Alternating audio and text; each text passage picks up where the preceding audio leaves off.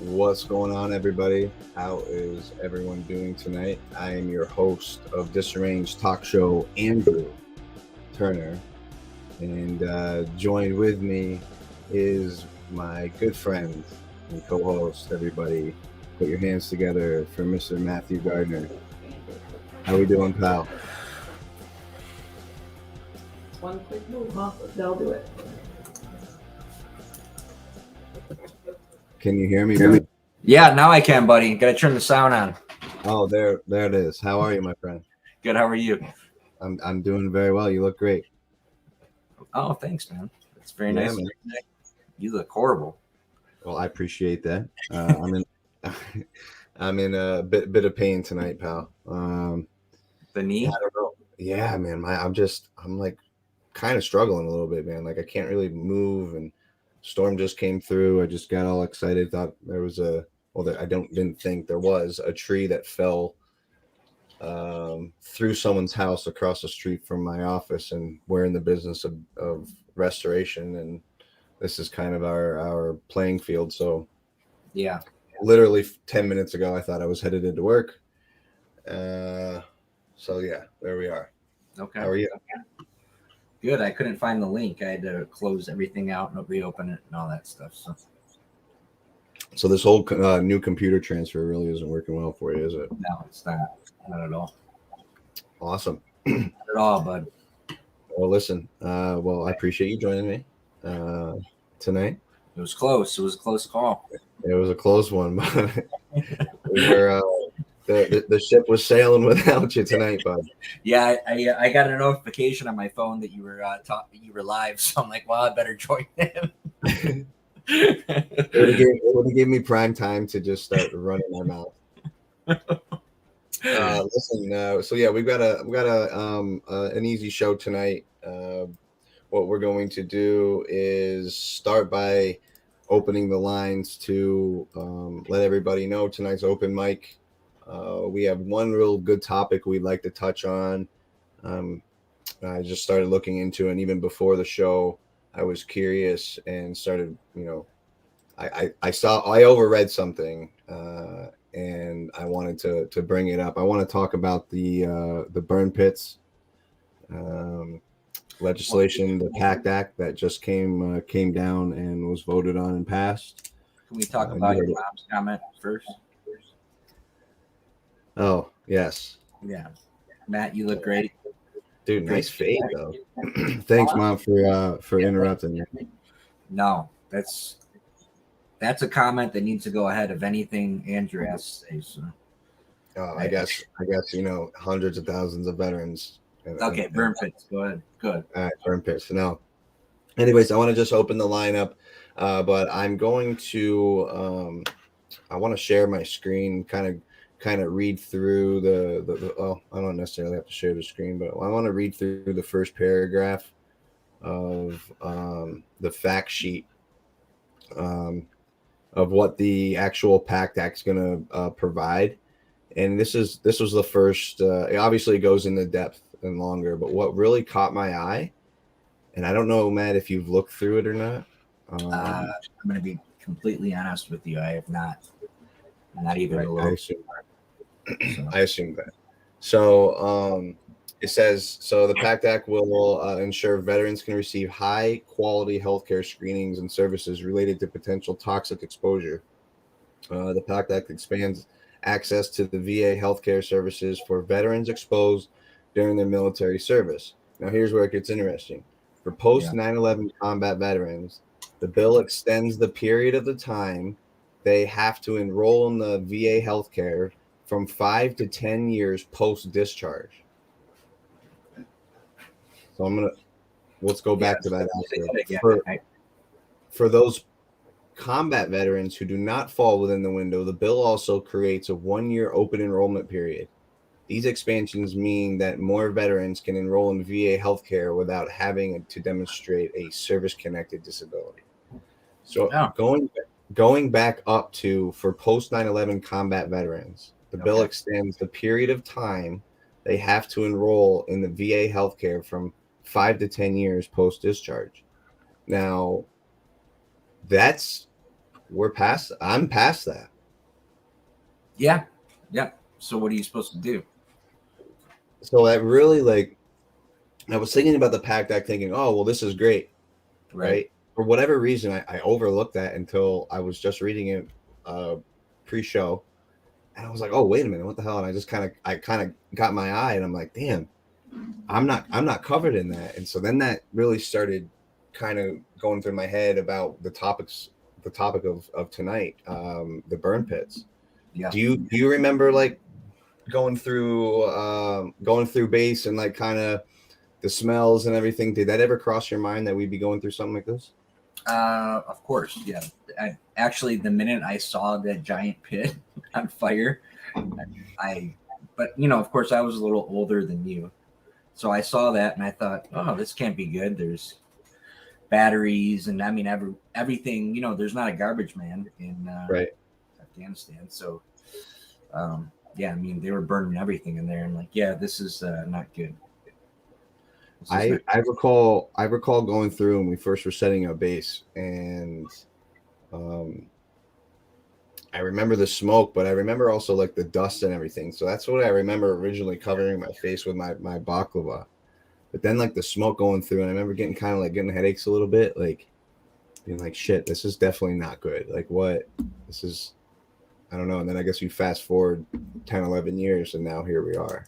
Yeah. But what's scary in this is that, so if something happens to us, you still have some time. If something doesn't present for you for the next 4 years, you're kind of shit out of luck, right? Yeah. I mean, according to that, unless something changes, right? I mean, that's crazy, because most of the time that stuff doesn't manifest for very long. Yeah. It takes years. Years. It might not present until we're old and gray. Well, I already am. Ooh, I set you up there, but I'm sorry. Yeah. Go ahead.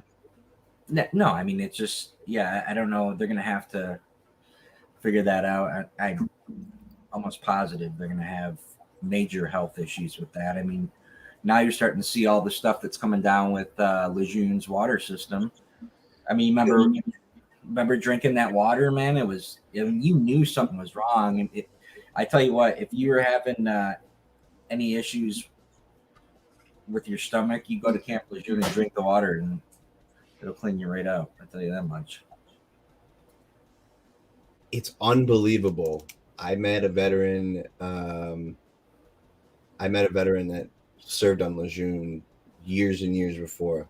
Yeah. And he was battling the VA because of water exposure. Like, how does something keep going through generation after generation after generation and doesn't get fixed? When the military teaches us to be so efficient, on target, plan, execute, right? And something like this just, well, I don't want to say water under the bridge because it's sad. And I talk to you all the time about, with your knee or with any health ailment that you have. Why do veterans have to jump through hoops to get government help from a government that they signed up to serve and die for? It's astonishing to me, So, I mean, how many hoops do you have to jump through to get MRIs? And what has it been, like 5 months or something? You're waiting for? Yeah, I have. I just called again today, and they didn't even know that I went in for my second MRI, and that now I have to go back in to get interviewed again by a surgeon. I was like, I've already been like, I want to schedule everything, so I have to wait another 2 weeks to be able to go in to get seen by the doctor again, and then hopefully from there. I don't want to say I'm not going to leave that place without two things. Either I'm getting a surgery date or I'm probably leaving in cuffs. But yeah. I need to be more. I need to be active, dude. It's hurting me, like mentally, No. I know. Yeah, the pain. physically. Like I'm in pain, dude. I today, like I just been sleeping. Like I'm in a lot of pain. Yep, the pain will cripple you mentally. You know what I mean? It just beats you down.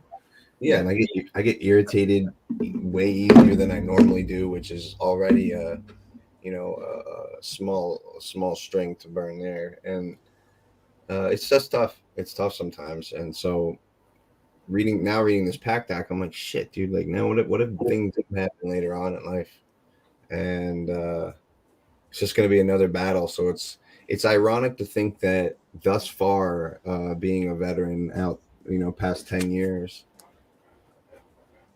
a lot of it moving forward, I see is just continuously battling for benefits for things that we rate, right?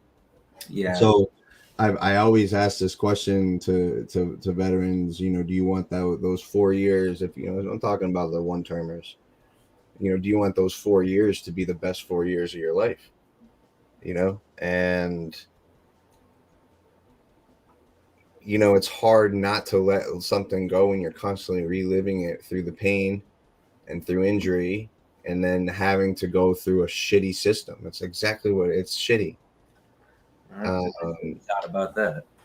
And I'm like, damn, it's just going to be a lot harder than, it's crazy when you think you get to one spot in, say, recovery or like your process out of the military, and you're like, okay, I got my footing, and then something else hits you and you're like, what the fuck?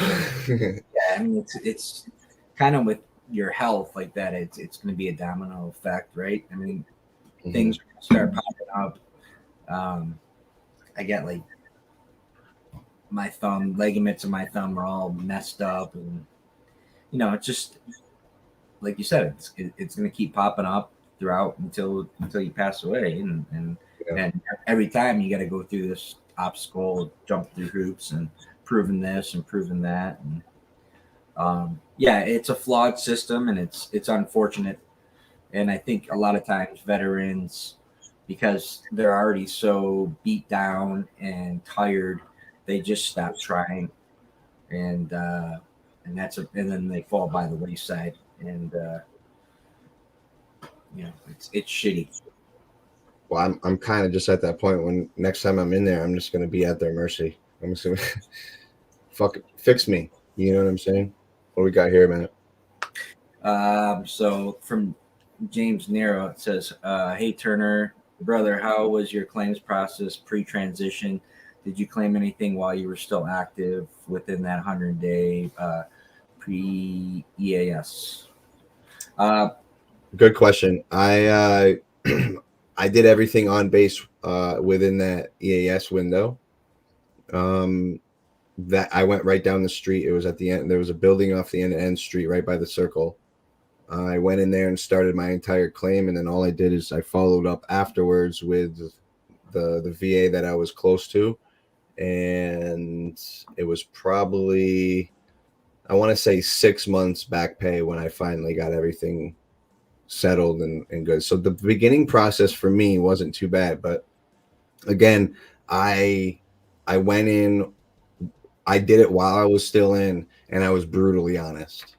Yeah. I didn't go in there trying to fake things and like be like, oh, this, like if something got hurt, I fucking told them and I said something about it.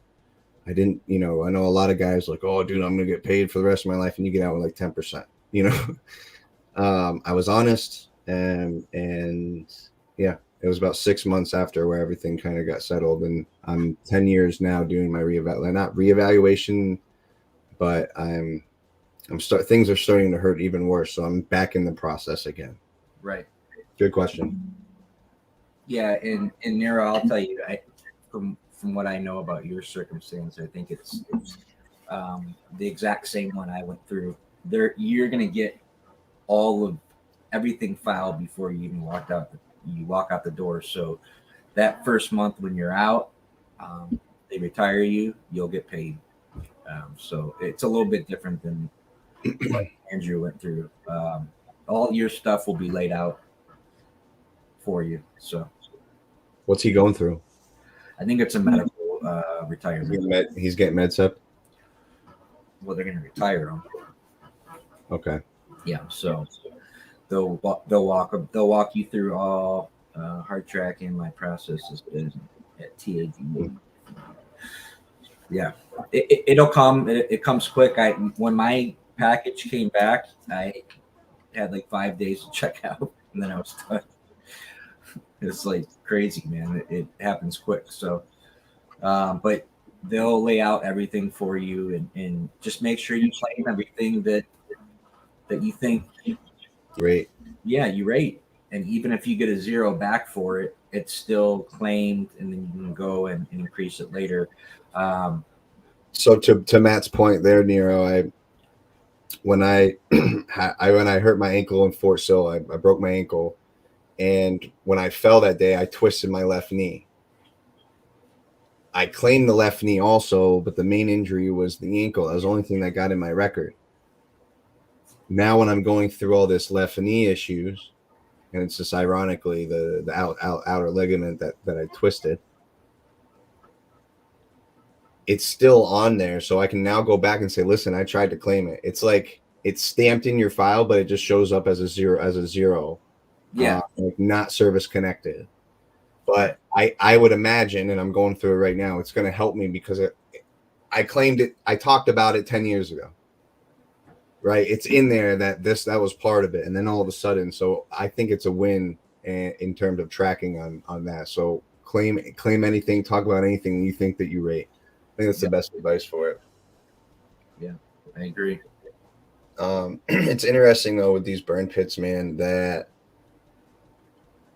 we've been doing this for generations, for wars. Like this isn't anything new. And I just don't like why. Why have we been doing it? There's not I don't think there's a simpler way to do it, right? If you're in an area like that, it's desolate, and you need to get rid of trash, you burn it. Wouldn't you just bury it? You want to dig a hole for all that trash? What are the CB? Okay, that's what we have engineers and CBs for, right? Like, do you have to? I don't know. Let's make a landfill. Why are we burning it? Make a fuck, dude. We're in the middle of the desert. We have unlimited access to acreage. Build a fucking landfill. Sorry for the language. And that's better than a burn pit. I mean, I don't know. I don't know as if people are going to be dying of brain cancer. Wow. I don't know. There's like 20 something. There's 20 something cancers on there that are related to the burn pit. Yeah. That's scary. I'm just saying. Listen, I know I'm getting a little crazy. It's scary. Well, no, I mean wasn't there cancers associated with that sand, that moon dust, and all that stuff we were breathing and shit. Yeah. So, I mean, we were getting it from all angles, bud. Yeah. So that's great. I'd like to send you out there to dig that. I'd like to see you dig that freaking hole. I'd have you out there all night digging my chevron. Oh my god, but if I ever had to serve under you as a staff sergeant, I promise you at nighttime we'd be going to blows. I'll give you the respect in the rank and the uniform and all that in front of the troops, but dude, after hours, dude, I'm coming to your hooch. Yeah. Real talk. Well, I just walk right into the room and smack you right in the mouth. Well, you're not going to have your 280-pound dog with you.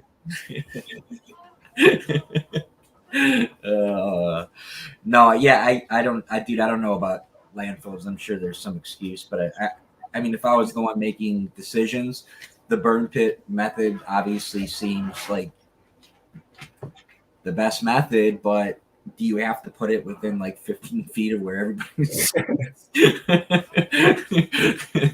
mean, can't you have it like a mile down that way, and then like someone goes and lights it up? Like, it's just, yeah. Give us at least a fighting chance with the change of winds.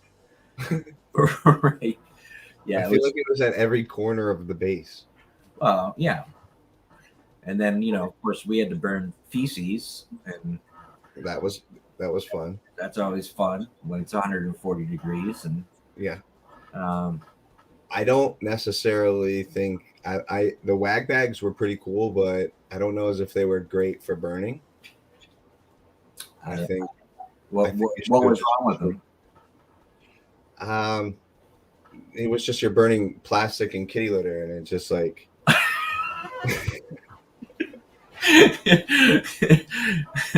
So you're worried about the plastic and kitty litter when you're breathing in someone's human feces? no, I'm thinking about the effectiveness of the process. Like I'm talking about the kerosene and then It's not carrot. It's JP8. whatever JPA. Kerosene. I don't know.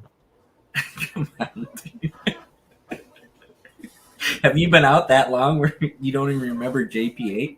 I just know it was fuel. Yes. Yes, thank you, Rodriguez. I know it was fuel. Yes, I don't know why I said kerosene, but I just figured it. I don't know. I knew it was fuel. Yes. Is that cool, guys? Thanks. Fuck. You know kerosene's not fuel. You can't put kerosene in your car or a truck. What? I want to punch you right in the mouth. I'm not saying you said you know it's fuel, but you said kerosene. You can't go put kerosene in your truck. For what? So what do you? That like defeats the whole. For whatever. Rodriguez is gonna know what I'm talking about, but for whatever reason, I was thinking of like heaters, kerosene heaters, and I don't know why, but I was. Sorry for living. Okay. All right, you good with that now? All right, buddy. Lead the way. All right, steer the way, bud. So yeah, listen. Anybody have any types of comments on the PACT Act? PACT Act? Give us a call in. If not, we are going to get on to our buddy check and give it a close for the night. We got a quick show. Gonna go raise my leg up, take some ibuprofen, and relax for the evening. Yeah. And then Andrew and I are actually doing our podcast interview tomorrow with Tina McCafferty from We the People. Last week, we announced it during the show that we would be doing it on Saturday, and Tweedledee and Tweedledum over here woke up on Saturday and got on the computer. We were all prepped, ready to roll, and saw that it said August 6th. So we're at it again. We'll be there tomorrow, pal. Hey, bud, we're gonna make this thing happen. We'll just show up every week. Hi, dude. It's the first thing I have to say to her. I'm gonna have to be like, Tina, listen. So we're not the most organized. We're working on it. We finally got onto each other's calendar, so yeah. That's a plus. I didn't even really talk to you today about the meeting with Aubrey, but well, I'm sure we'll talk at some point. All right, pal. Well, listen, I'm going to. I texted this guy again and asked him if he was going to be available, and we've got nothing. So what we're going to do is just interrupt him. So you're going to call him? You texted him and asked him if he was going to be available, and he didn't. So you're going to call.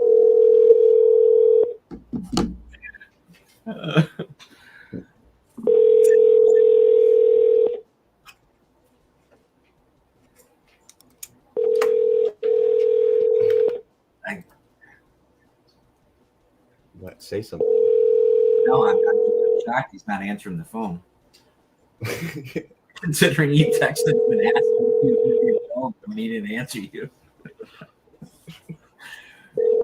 You're something else, dude. Please leave your message for 30928522828. He's not getting the message, bro. I didn't even know who you called. Who was it? All right, whatever. We'll talk offline. Okay. Well, you were gonna put him on the show, live on the show. No, I'm just kidding. It was Jay Murda. Okay. Yeah. Anyways, All right. Well, listen, I've really got nothing else, brother, for tonight, man. Quick show. Yeah, no, I'm excited about tomorrow. Hopefully tomorrow is the day. We'll have to double check that. And then everybody have a good weekend. And we will see you next week. We had a guest planned for this week, and Yeah. unfortunately, life circumstances happened. So we did a fly-by night, and here we are. So it was kind of a makeshift, but we'll make up for it next week for you. And yeah. So everybody, thank you very much for tuning in tonight. We really appreciate the love and support. And thank you very much to Neptune's Plumbing and Heating for sponsoring this video. And they are actually going to take us out tonight. So happy Friday, everybody. Be safe.